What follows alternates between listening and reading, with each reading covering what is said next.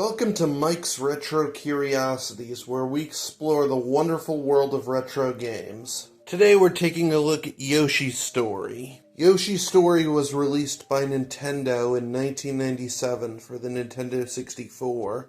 It's the follow-up to Yoshi's Island on the Super Nintendo, though as you're about to see, it took some odd turns. This is very much a rare example of a 2D platformer on the N64.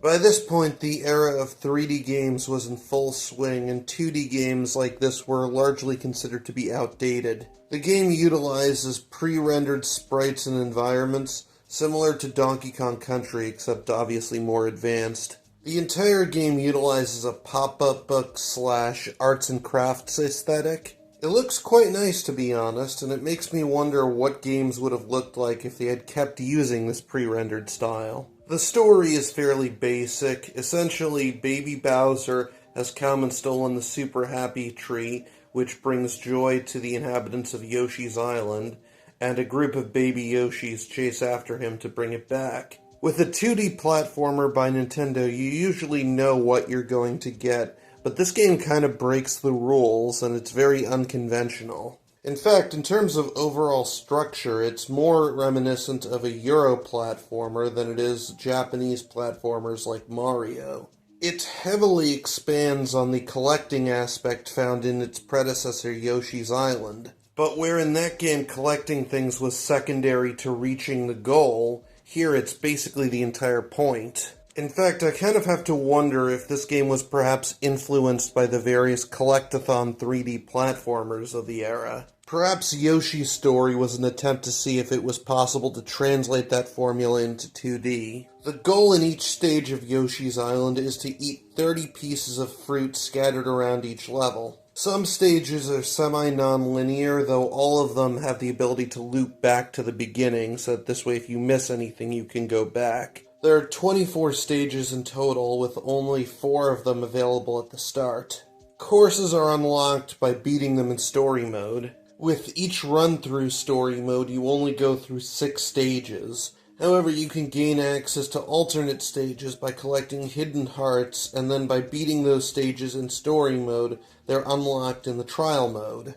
There are many routes you can take through the story mode depending on which combination of levels you choose to play, with generally the more difficult to unlock stages being more difficult. But playing through story mode is only half the experience. The game heavily emphasizes getting high scores in trial mode. While it's fairly easy and quick to get through each stage by grabbing the first 30 fruit you find, doing so means that large sections of each stage go unexplored, and you won't get the best score. Maximizing your score requires collecting multiple of the same fruit in a row, which can be significantly more difficult. Some fruit are worth more than others, with melons being worth the most.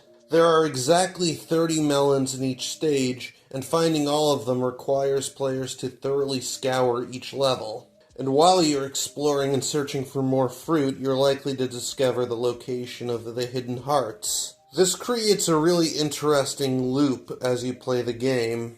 First, you play through the story mode to unlock stages. You play through those stages again in trial mode to try and get a high score. In doing so, you discover the location of the hidden hearts in those stages. Then you go back to story mode with the knowledge about where the hearts are so that you can unlock more stages and repeat the cycle.